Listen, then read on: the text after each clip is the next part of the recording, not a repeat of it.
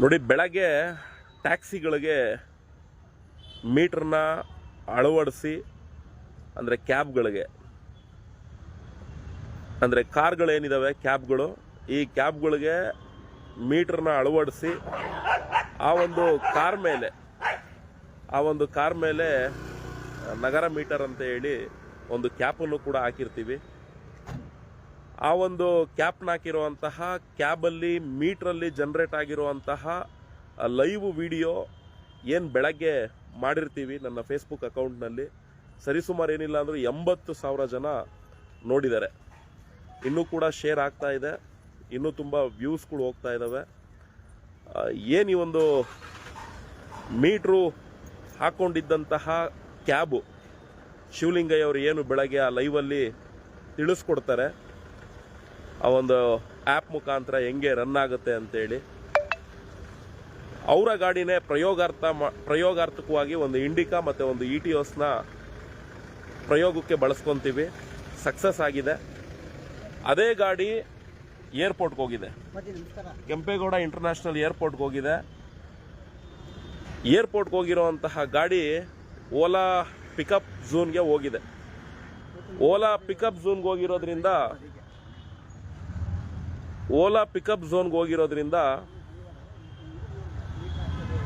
Ola pickup ಝೋನಲ್ಲಿ Ola ಎಂಪ್ಲಾಯಿಗಳು ಹೇಳ್ತಾರಂತೆ, ನೋಡ್ರಿ ಇವನ್ನೆಲ್ಲ ಹಾಕೊಂಡ್ ಬರೋಂಗಿಲ್ಲ, ಮೀಟ್ರಲ್ಲೆಲ್ಲ ನೀವು ಸರ್ವಿಸ್ ಕೊಡೋಂಗಿಲ್ಲ ಅನ್ನೋ ರೀತಿಯಲ್ಲಿ ಶಿವಲಿಂಗಯ್ಯ ಅವ್ರಿಗೆ ಹೇಳ್ತಾರಂತೆ. ಯಾಕೆ ಅಂದರೆ ನನಗೆ ಗೊತ್ತಿದೆ, ನನ್ನ ಸೋಷಿಯಲ್ ಮೀಡಿಯಾ ಅಕೌಂಟ್ನಲ್ಲಿ ಯಾವೆಲ್ಲ ಆ್ಯಪ್ ಆಧಾರಿತ ಸಂಸ್ಥೆಗಳಿದ್ದಾವೆ, ಆ ಎಲ್ಲ ಆ್ಯಪ್ ಆಧಾರಿತ ಸಂಸ್ಥೆಯ ಎಂಪ್ಲಾಯಿಗಳಾಗಿರ್ಬೋದು, ಆ ಸಂಸ್ಥೆಗೆ ಸಂಬಂಧಪಟ್ಟಿರುವಂತಹ ಸಂಸ್ಥೆಯ ಮಾಲೀಕತ್ವ ಹೊಂದಿರುವಂಥವ್ರಾಗಿರ್ಬೋದು, ಅವರೆಲ್ಲರೂ ಕೂಡ ನನ್ನ ಫೇಸ್ಬುಕ್ನ ಫಾಲೋವರ್ಸ್ ಇದ್ದಾರೆ ಅಂತ ನಂಗೆ ತುಂಬ ಚೆನ್ನಾಗಿ ಗೊತ್ತು. ಯಾವಾಗ ಈ ಒಂದು ಮೀಟ್ರ್ ಕಾನ್ಸೆಪ್ಟು ಕ್ಲಿಕ್ ಆಗ್ತಾ ಇದೆ ಅನ್ನೋದು ಈ ಒಂದು ನಗರ ಮೀಟರ್ ಆ್ಯಪ್ ಮುಖಾಂತರ ಗೊತ್ತಾಗಿದೆ, ಆಗ ಅವ್ರಿಗೆ ಆಟೋಮೆಟಿಕ್ಲಿ ಒಂದು ತಲ್ಲಣ ಸೃಷ್ಟಿಯಾಗಿದೆ. ಯಾಕೆ ಅಂದರೆ ಈಗ ಆಗಲೇ ನಗರ ಮೀಟರ್ ಆ್ಯಪಲ್ಲಿ ಆಟೋಗಳು ರನ್ ಆಗ್ತಾ ಇದ್ದಾವೆ. ಮತ್ತು ಆ ಒಂದು ಮೀಟ್ರ್ ಕಾನ್ಸೆಪ್ಟು ದಿನದಿಂದ ದಿನಕ್ಕೆ ಪಬ್ಲಿಸಿಟಿ ತುಂಬ ಜಾಸ್ತಿ ಆಗ್ತಾ ಇದೆ, ಜನ ತುಂಬ ಅದನ್ನು ಇಷ್ಟಪಡ್ತಾ ಇದ್ದಾರೆ. ಇನ್ನು ಇವರು ಈ ಒಂದು ಮೀಟ್ರ್ ವ್ಯವಸ್ಥೆ ಮುಖಾಂತರ ಏನಾದರೂ ಬೆಂಗಳೂರಿನ ಓನರ್ ಕಮ್ ಡ್ರೈವರ್ಸ್ಗಳು, ಆಟೋದವರು, ಕ್ಯಾಬ್ನವ್ರುಗಳು ಇದನ್ನು ನೆಲೆ ಊರಿಸಿದ್ರು ಅಂದರೆ ನಮ್ಗಳು ಟೆಂಟ್ಗಳು ಇಲ್ದಂಗೆ ಆಗುತ್ತೆ, ನಮ್ಮ ಟೆಂಟ್ಗಳನ್ನ ನಾವು ಠಿಕಾಣಿನ ಎತ್ತಬೇಕಾಗುತ್ತೆ ಅಂತೇಳಿ ಈಗ ಆ್ಯಪ್ ಆಧಾರಿತ ಸಂಸ್ಥೆಗಳಿಗೆ ಚೆನ್ನಾಗಿ ಗೊತ್ತಾಗಿದೆ. ಯಾಕೆಂದರೆ ಇವ್ರು ಅಂದ್ಕೊಂಡಿದ್ರು ಏನು ಮಾಡ್ತಾರೆ ಇವರು, ಏನೂ ಮಾಡ್ಕೊಳಕ್ಕಾಗಲ್ಲ.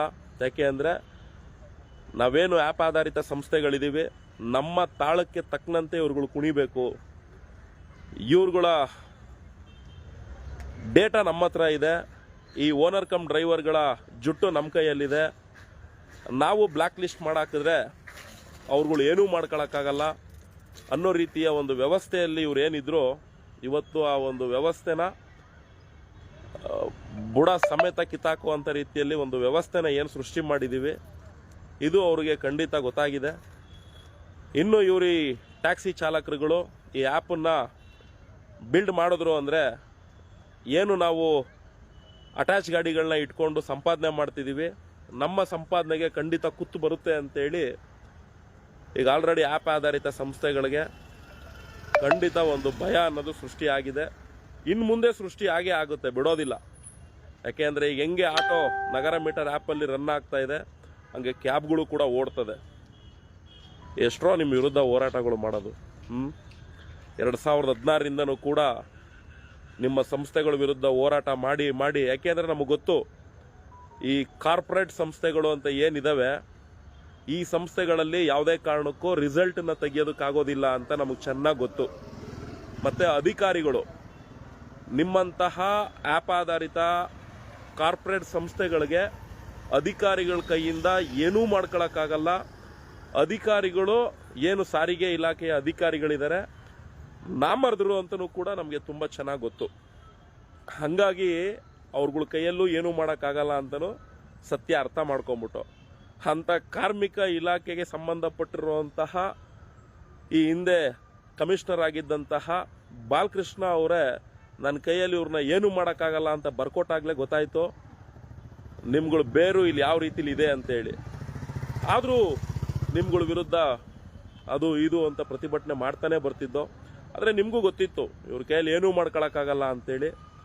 ಇವತ್ತು ನಗರ ಮೀಟರ್ ಅನ್ನೋ ಆ್ಯಪ್ ಮುಖಾಂತರ ನಿಮ್ಗಳಿಗೆ ಸರಿಯಾಗಿ ಗೂಟ ಹೊಡೆದಿದ್ದೀವಿ, ಖಂಡಿತ ಗೂಟ ಹೊಡೆದಿದ್ದೀವಿ, ಸೃಷ್ಟಿ ಮಾಡ್ತೀವಿ ನೋಡ್ರಿ.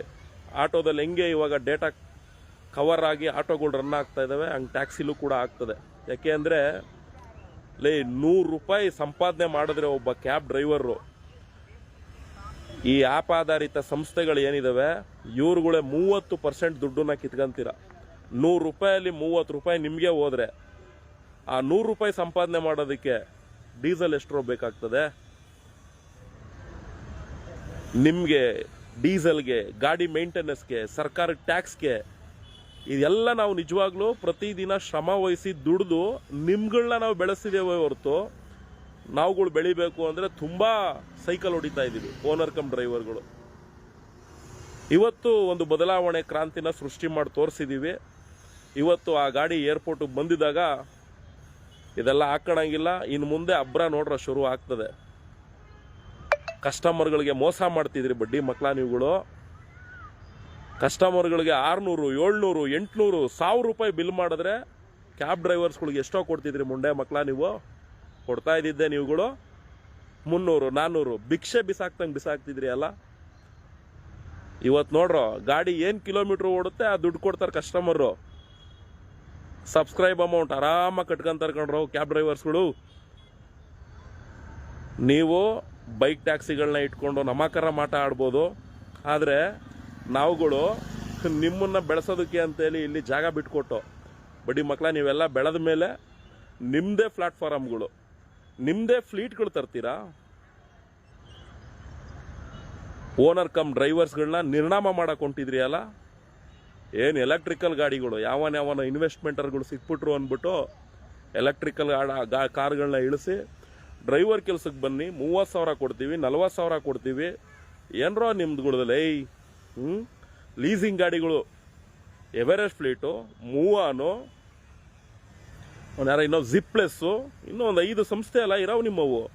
ಇವನ್ನೆಲ್ಲ ಕೊಟ್ಕೊಂಡು ಆ UP ಭಾಗದ ಹಿಂದಿಯವ್ರುಗಳ್ನ ತುಂಬಿಕೊಂಡು ಏನರೋ ನಿಮ್ಮದು ನಡೀತಾ ಇದ್ದಿದ್ಲೇ.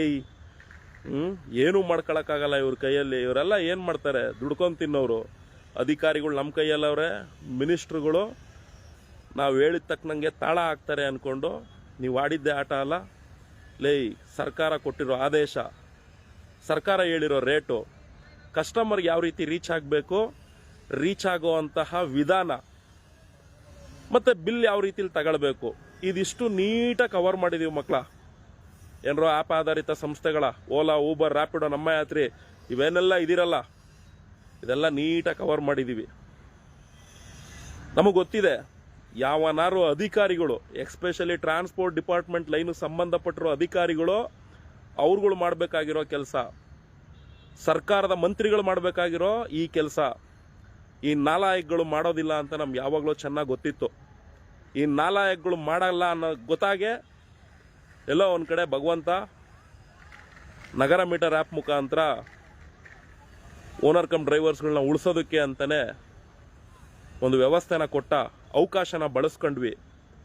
ಇವತ್ತು ಆಟೋದಲ್ಲಿ ತಲ್ಲಣ ಮೂಡಿಸಿದ್ದೀವಿ, ನೆಕ್ಸ್ಟು ಕ್ಯಾಬಲ್ಲೂ ಮೂಡ್ತದೆ, ಮೂಡಿಸೋವರೆಗೂ ಬಿಡೋದಿಲ್ಲ.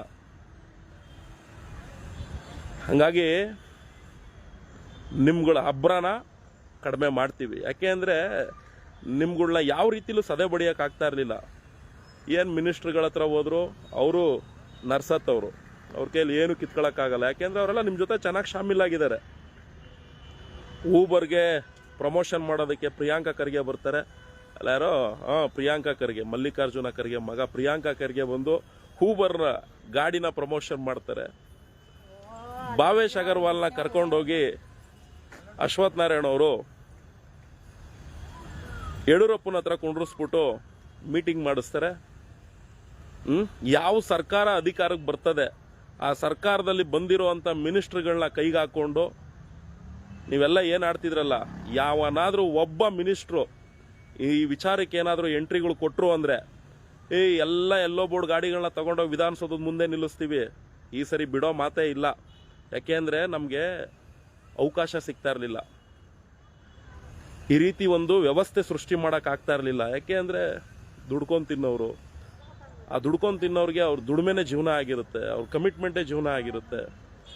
ಆ ದುಡಿಮೆಗೆ ಅವ್ರು ಬದುಕಿದ್ರೆ ಸಾಕಪ್ಪ ಅನ್ನೋ ರೀತಿಯಲ್ಲಿ ಅವ್ರ ಪ್ರತಿದಿನದ ಜೀವನ ಸಾಗ್ತಾ ಇರುತ್ತೆ. ಆದರೆ ಈ ವ್ಯವಸ್ಥೆನ ಸೃಷ್ಟಿ ಮಾಡೋದು, ನಗರ ಮೀಟರ್ ಆ್ಯಪ್ ಮುಖಾಂತರ ಏನು ವ್ಯವಸ್ಥೆನ ಸೃಷ್ಟಿ ಮಾಡಿದ್ರಲ್ಲ, ಆ ವ್ಯವಸ್ಥೆನ ಸೃಷ್ಟಿ ಮಾಡೋದಕ್ಕೆ ಸಾಮಾನ್ಯ ನಮ್ಮಂಥವ್ರ ಕೈಲಿ ಆಗ್ತಾ ಇರಲಿಲ್ಲ. ಆದರೆ ಸೃಷ್ಟಿ ಮಾಡುವಂಥ ರೀತಿಯಲ್ಲಿ ವ್ಯವಸ್ಥೆ, ಅವಕಾಶ ಎರಡೂ ಸಿಕ್ತು. ಇನ್ಮೇಲೆ ಆಟ ಶುರು ಮಾಡ್ತೀವಿ ನೋಡ್ರೋ. ಕ್ಯಾಬ್ ಡ್ರೈವರ್ಸ್ಗಳು ನಿಜವಾಗ್ಲೂ ನಿಮ್ಮಲ್ಲಿ ಏನಾದರೂ, ಯಾಕೆಂದರೆ ನೋಡ್ರಿ ಕಸ್ಟಮರು ಅತಿ ಮುಖ್ಯವಾಗಿ, ಯಾಕೆಂದರೆ ಡಾಕ್ಟರ್ ರಾಜ್ಕುಮಾರ್ ಅವ್ರು ಹೇಳೋದಿಷ್ಟೇ, ಅಭಿಮಾನಿಗಳೇ ನಮ್ಮ ಮನೆ ದೇವರು ಅಂತ ಅವ್ರು ಹೇಳ್ತಾರೆ. ಹಂಗೆ ಪ್ರತಿದಿನ ಆಟೋ ಬಳಸುವಂತಹ, ಕ್ಯಾಬ್ ಬಳಸುವಂಥ ಕಸ್ಟಮರ್ಗಳೇ ಈ ಒಂದು ಲೈನಲ್ಲಿ ಕ್ಯಾಬ್ಗೆ ಮತ್ತು ಆಟೋದವ್ರಿಗೆ ದೇವ್ರುಗಳು. ಅಂಥವ್ರು ದುಡ್ಡು ಉಳಿರಿ, ಅಂಥವ್ರು ದುಡ್ಡು ಉಳಿಬೇಕು. ನಾವು ಪಡೋ ಶ್ರಮಕ್ಕೆ ಅಂಥ ಕಸ್ಟಮರ್ಗಳು ದುಡ್ಡು ನಮಗೆ ಕೊಡಬೇಕು. ನಾವು ಮಾಡುವಂಥ ದುಡಿಮೆಗೆ ಯಾವ ಸಂಸ್ಥೆಗೆ ನಾವೇನು ಎಷ್ಟು ಕಟ್ಟಬೇಕು ಅಷ್ಟೇ ಕಟ್ಟಬೇಕು. ಯಾರು ಇವರೆಲ್ಲ? ಯಾರು ಓಲಾ, ಊಬರ್? ಯಾಕೆ ಇದೇ ತಂತ್ರಜ್ಞಾನಗಳನ್ನ ಬಳಸ್ಕೊಂಡು ಸರ್ಕಾರ ಮಾಡೋಕ್ಕಾಗಲ್ವೇನೋ? ಖಂಡಿತ ಮಾಡ್ಬೋದು. ಆದರೆ ಈ ಪುಡಾರಿಗಳು ಮಾಡಲ್ಲ. ಯಾಕೆ ಮಾಡಲ್ಲ ಅಂದರೆ, ಯಾವನ್ ಕಟ್ಕೊಂಡು ನಮ್ಗೇನಾಗಬೇಕು? ಜನ ಟ್ಯಾಕ್ಸ್ ಕಟ್ತಾರೆ, ಟ್ಯಾಕ್ಸ್ ದುಡ್ಡು ಸರ್ಕಾರಕ್ಕೆ ಬಂದು ಬೀಳ್ತದೆ. ವರ್ಷಕ್ಕೊಂದ್ಸಲಿ ಬಜೆಟ್ ಕೂಗೋಣ, ಬಜೆಟಲ್ಲಿ ಬರೋ ದುಡ್ಡನ್ನ ಟೆಂಡರ್ಗಳು ಕೊಡೋಣ, ಟೆಂಡರ್ಗಳಲ್ಲಿ 40%, 50% ಅಂತ ಕಮಿಷನ್ ತಿನ್ನೋಣ. ಯಾವ ಬಡವ್ರ ಸತ್ರೆ ನಮ್ಗೇನಾಗಬೇಕು? ಯಾವ ಕ್ಯಾಬ್ ಡ್ರೈವರ್ಗಳು ಹಾಳಾಗೋದ್ರೆ ನಮ್ಗೇನಾಗಬೇಕು? ಯಾವ ಆಟೋ ಚಾಲಕರುಗಳು ನಿರ್ನಾಮ ಆದರೆ ನಮ್ಗೇನಾಗಬೇಕು ಅನ್ನೋ ಲುಚ್ಚ ಲಫಂಗ ರಾಜಕೀಯ ನಾಯಕರುಗಳ ಬಗ್ಗೆ ನಮಗೆ ತುಂಬ ಚೆನ್ನಾಗಿ ಗೊತ್ತು. ಹಂಗಾಗಿ ಚಪ್ಪರ್ಗಳ ಹತ್ರ ಎಷ್ಟಲ್ಲಾದರೂ ಕೂಡ ಏನೂ ಯೂಸ್ ಇಲ್ಲ ಅನ್ನೋದು ಕೂಡ ನಮಗೆ ತುಂಬ ಚೆನ್ನಾಗಿ ಗೊತ್ತಿದ್ರೂ ಕೂಡ ವಿಧಿ ಇಲ್ಲ. ಇವನು ಯಾವನೋ ಬಂದರೆ ಒಳ್ಳೇದು ಮಾಡ್ತಾನೆ, ಅವನು ಯಾವುದೋ ಸರ್ಕಾರ ಬಂದರೆ ಅವನೇನೋ ಕಿತ್ತು ಗುಡ್ಡೆ ಹಾಕ್ತಾನೆ ಅನ್ನೋ ರೀತಿಯಲ್ಲಿ ಅವ್ರಗಳ ಹತ್ರ ಹೋಗಿ ಮನವಿ ಕೊಟ್ಕೊಂಡು ದೈನೆ ದಪ್ಪಯ್ಯ ಅನ್ನೋ ರೀತಿಲಿ ಇತ್ತು. ಆದರೆ ಇವತ್ತು ಆ ಒಂದು ಕೆಲಸ ಮಾಡೋದಕ್ಕೆ ನಾವು ರೆಡಿ ಇಲ್ಲ. ಯಾಕೆ ಅಂದರೆ ಇವತ್ತು ಆ ವ್ಯವಸ್ಥೆನ, ಅವಕಾಶನ ಸೃಷ್ಟಿ ಮಾಡ್ಕೊಂಡಿದ್ದೀವಿ. ಆ ವ್ಯವಸ್ಥೆಗೆ ಅನುಕೂಲ ಮಾಡಿಕೊಡ್ಬೇಕು. ಸರ್ಕಾರನೂ ಮಾಡಬೇಕು, ಅಧಿಕಾರಿಗಳು ಮಾಡಬೇಕು. ಇದರಲ್ಲಿ ಏನಾದರೂ ನೀವುಗಳು ಕಡ್ಡಿ ಅಳ್ಳಾಡ್ಸಿದ್ರಿ ಅಂದರೆ, RTO ಇಲಾಖೆ ಏನಿದೆ, ಟ್ರಾನ್ಸ್ಪೋರ್ಟ್ ಕಮಿಷನರ್ ಆಫೀಸ್, ಶಾಂತಿನಗರ, ನಿಮ್ಮ ಕಚೇರಿಗಳ ಮುಂದೆ ಬಂದು ಎಲ್ಲೋ ಬೋರ್ಡ್ಗಳು ನಿಂತ್ಕೊತದೆ. ನಮಗೆ ಗೊತ್ತಿದೆ ಅಧಿಕಾರದ ಅವಧಿಗಳಲ್ಲಿ ಯಾವ್ಯಾವ ಸಂಸ್ಥೆಗಳ ಹತ್ರ ಎಷ್ಟೆಷ್ಟು ಲೂಟಿ ಮಾಡಿದ್ದೀರಾ ನೀವುಗಳು ಅಂತ ಚೆನ್ನಾಗಿ ಗೊತ್ತಿದೆ. ಆದರೆ ಏನರೋ ಮಾಡ್ತೀರಾ? ನಿಮ್ಗಳ ಕೈಯಲ್ಲಿ ಅಧಿಕಾರ ಇದೆ, ಅಧಿಕಾರ ಐತೆ ಅಂದ್ಬಿಟ್ಟು ಬಡವ್ರನ್ನ ಅಯ್ಯೋ ಅನ್ಸ್ಕೊಂಡು ಲೂಟಿ ಮಾಡಿಕೊಂಡು ಯಾವ ಸಂಬಳ ಬರ್ತದೆ?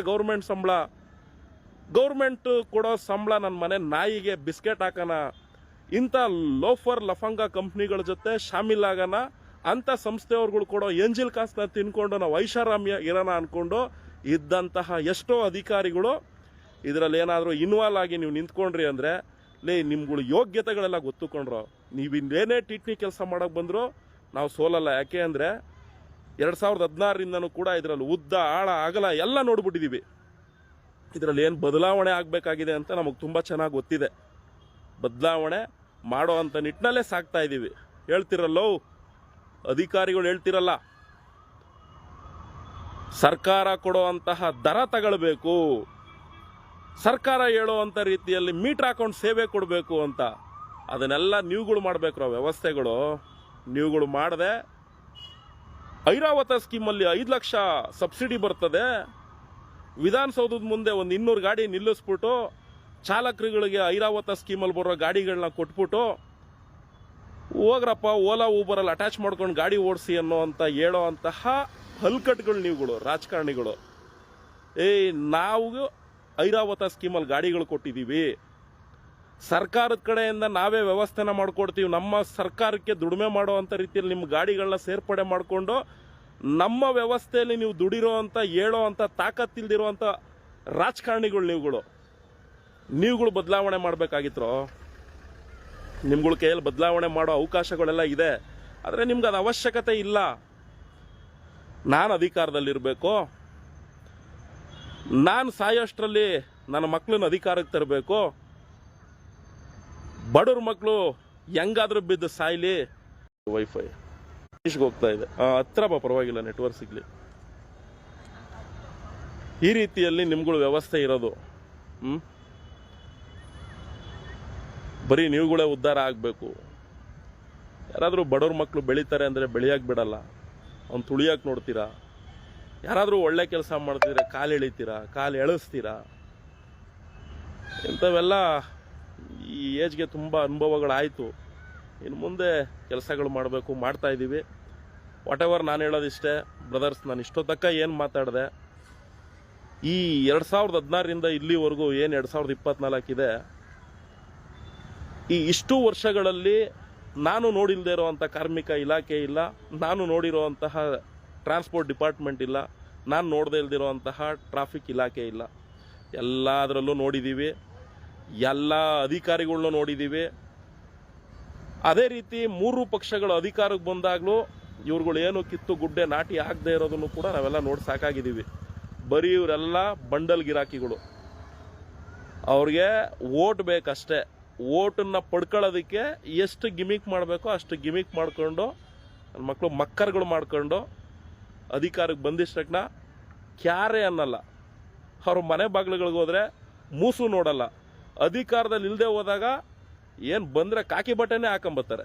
ನಾನು ಆಟೋ ಡ್ರೈವರ್ರೇ, ನಾನು ನಿಮ್ಮ ಪರನೇ, ನಾನು ಕಾರ್ಮಿಕರ ಪರ, ನಾವು ಬಡವ್ರ ಪರ ಅನ್ಕೊಂಡು ಬರ್ತಾರೆ. ಗೆದ್ದಾದ ಮೇಲೆ ಅದೇ ಬಡವರು ಅದೇ ಕಾರ್ಮಿಕರು ಮನೆ ಬಾಗಿಲುಗಳ ಹತ್ರ ಹೋದರೆ ಅವ್ರ ಮನೆ ನಾಯಿಗಿಂತ ಕಡೆಯಾಗಿ ನೋಡ್ತಾರೆ. ಇಂಥ ಲೋಫರ್ಸ್ ರಾಜಕಾರಣಿಗಳು ನಮ್ಮ ರಾಜ್ಯದಲ್ಲಿರೋರು. ಹಂಗಾಗಿ ಇಂಥ ರಾಜಕಾರಣಿಗಳಿಂದ ಇಲ್ಲಿ ಬದಲಾವಣೆ ಸಾಧ್ಯ ಇಲ್ಲ. ಕಾನೂನು ಹೇಳಿದೆ, ಕೋರ್ಟ್ ಏನು ಹೇಳಿದೆ, ಅಗ್ರಿಗೇಟರ್ ಲೈಸೆನ್ಸು ಇರೋ ಅಂಥವರು ಆ್ಯಪ್ ಸಂಸ್ಥೆಗಳ ಮುಖಾಂತರ ರನ್ ಮಾಡ್ಬೋದು. ಅಗ್ರಿಗೇಟರ್ ಲೈಸೆನ್ಸ್ ಅಂದ್ರೇನು, ಅಗ್ರಿಗೇಟರ್ ಲೈಸೆನ್ಸ್ ಇಲ್ಲದೆ ಯಾವ ರೀತಿಯಲ್ಲಿ ಆ್ಯಪ್ ಸಂಸ್ಥೆಗಳು ರನ್ ಮಾಡ್ಬೋದು, ಇವೆಲ್ಲವೂ ಕೂಡ ಎಲ್ಲ ನೋಡಿ ಸಾಕಾಗಿದೆ. ಹಾಗಾಗಿ ಒಟ್ಟಾರೆ ನಾನು ಹೇಳೋದಿಷ್ಟೇ, ದಯವಿಟ್ಟು ಕ್ಯಾಬ್ ಡ್ರೈವರ್ಸ್ಗಳು ಈ ಒಂದು ಮೀಟ್ರ್ ಕಾನ್ಸೆಪ್ಟ್ ಏನಿದೆ, ಇದನ್ನು ಬೆಂಗಳೂರಲ್ಲಿ ನೀವು ಬಿಲ್ಡ್ ಮಾಡಿದ್ರಿ ಅಂದರೆ ನೀವು ಬದುಕ್ತೀರಾ, ಗ್ರಾಹಕರು ಬದುಕ್ತಾರೆ. ಇಲ್ಲಿ ನಿರ್ಣಾಮ ಆಗುವಂಥದ್ದು ಆ್ಯಪ್ ಆಧಾರಿತ ಸಂಸ್ಥೆಗಳು. ಈ ಸಂಸ್ಥೆಗಳಿಂದ ಏನು ಟೋಕನ್ ಹಾಕೊಳ್ತಿದ್ರು ಅಧಿಕಾರಿಗಳು, ಮತ್ತು ಈ ಸಂಸ್ಥೆಗಳಿಗೆ ಕುಮ್ಮಕ್ಕು ಕೊಡ್ತಿದ್ದಂಥ ರಾಜಕಾರಣಿಗಳಿಗೆ ನಷ್ಟಗಳಾಗ್ತದೆ ಹೊರತು ದುಡ್ಕೊಂಡು ತಿನ್ನುವಂತಹ ಅಸಂಘಟಿತ ಕಾರ್ಮಿಕ ಚಾಲಕರ ಸಮುದಾಯಕ್ಕೆ ಖಂಡಿತ ಏನೂ ಸಮಸ್ಯೆ ಆಗೋದಿಲ್ಲ ಮೀಟರ್ ಹಾಕಿ ದುಡಿಯೋದ್ರಿಂದ. ಅದೇ ರೀತಿ ಇದನ್ನು ಬಳಸುವಂತಹ ಪಬ್ಲಿಕ್ ಸಾರ್ವಜನಿಕರಿಗೂ ಕೂಡ ಎಳ್ಳಷ್ಟು ಸಮಸ್ಯೆ ಆಗೋದಿಲ್ಲ. ನೀವು ದುಡಿಯೋ ಶ್ರಮದ ದುಡ್ಡು ಅವ್ರು ಕೊಡ್ತಾರೆ, ಅದನ್ನು ನೀವು ತೊಗೊಳ್ತೀರಾ ಅಷ್ಟೇ. ದಯವಿಟ್ಟು ಬಿಲ್ಡ್ ಮಾಡಿರಿ. ಬಿಲ್ಡ್ ಮಾಡಲಿಲ್ಲ ಅಂದರೆ ತುಂಬ ಕಷ್ಟ. ಇಲ್ಲಾಂದರೆ ಇವೇನಿದಾವಲ್ಲ ಓಲಾ ಊಬರ್ ನೋಡ್ರಿ, ತುಂಬ ಜನ ಬ್ಲ್ಯಾಕ್ ಲಿಸ್ಟ್ಗಳು ಮಾಡ್ಕೊಂಡಿದ್ದೀರಾ, ಎಲ್ಲೋಗಿ ಸಂಪಾದನೆ ಮಾಡ್ತಿದ್ದೀರಾ. ಓಲಾದಲ್ಲಿ ಬ್ಲ್ಯಾಕ್ ಲಿಸ್ಟ್ ಆದರೆ ಓಲಾ ಆಫೀಸೇ ಇಲ್ಲ, ಯಾರ ಹತ್ರ ಹೋಗಿ ಕೇಳಬೇಕು ಡ್ರೈವರು? ಅವ್ನು ಭಾವೇಶ್ ಅಗರ್ವಾಲ್ ಎಲ್ಲಿ ಬಿದ್ದವನೋ? ಎಲ್ಲಿದೆ ಓಲಾ ಆಫೀಸ್? ಬ್ಲ್ಯಾಕ್ ಲಿಸ್ಟ್ ಆಯಿತು, ಓಲಾ ಸಮಸ್ಯೆ ಆಯಿತು, ಎಲ್ಲಿದೆ ಓಲಾ ಆಫೀಸ್? ಕೋರ್ಮಂಗ್ಲದಲ್ಲಿ ಅಂತಾರೆ, ರಾಮಲಿಂಗಾರೆಡ್ಡಿ ಆಫೀಸೇ ಅಲ್ಲಿದೆ. ಇವನಿಗೆ ನೀವು ಹುಡ್ಕೊಡಯ್ಯ ಅಂದರೆ ನಮ್ಗೇನು ಗೊತ್ತು ಅಂತಾರೆ. ಇದು ಹಣೆ ಬರ. ಊಬರ್ ಆಫೀಸ್ ತಗೊಂಡೋಗ್ಬಿಟ್ಟು ಕರ್ನಾಟಕದ ಬಾರ್ಡ್ರಲ್ಲಿ ಮಾಡ್ಕೊಂಡು ಎಲೆಕ್ಟ್ರಾನಿಕ್ ಸಿಟಿಯಿಂದ ಆಚೆ ಹೋಗಿ ಮಾಡ್ಕೊಂಡು ಕೂತವನೆ ಯಾವನ್ರಿ?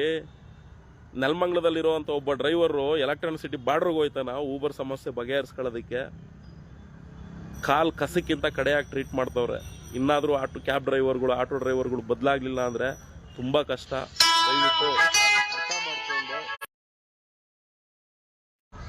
ದಯವಿಟ್ಟು ಅರ್ಥ ಮಾಡಿಕೊಂಡು ಕ್ಯಾಬ್ ಡ್ರೈವರ್ಸ್ಗಳು ಯಾರು ಮಾಡ್ಕೊಡಕ್ಕೆ ಮುಂದೆ ಬಂದಿಲ್ಲರಿ.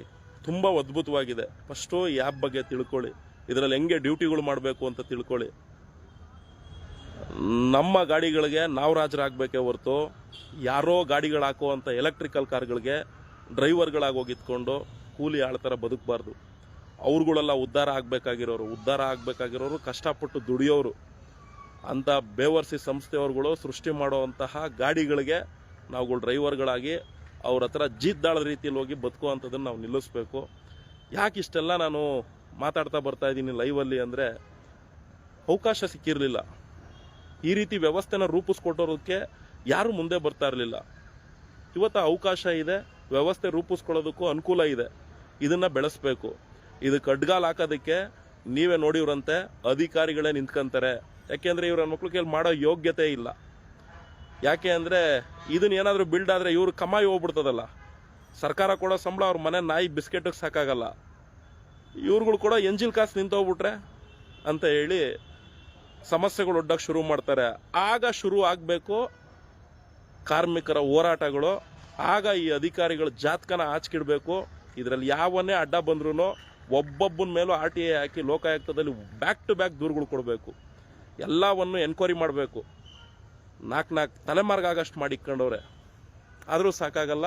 ಬಡವ್ರು ಬದುಕಕ್ಕೆ ಬಿಡಲ್ಲ ಈ ನನ್ನ ಮಕ್ಕಳು. ವ್ಯವಸ್ಥೆನೂ ಮಾಡಲ್ಲ.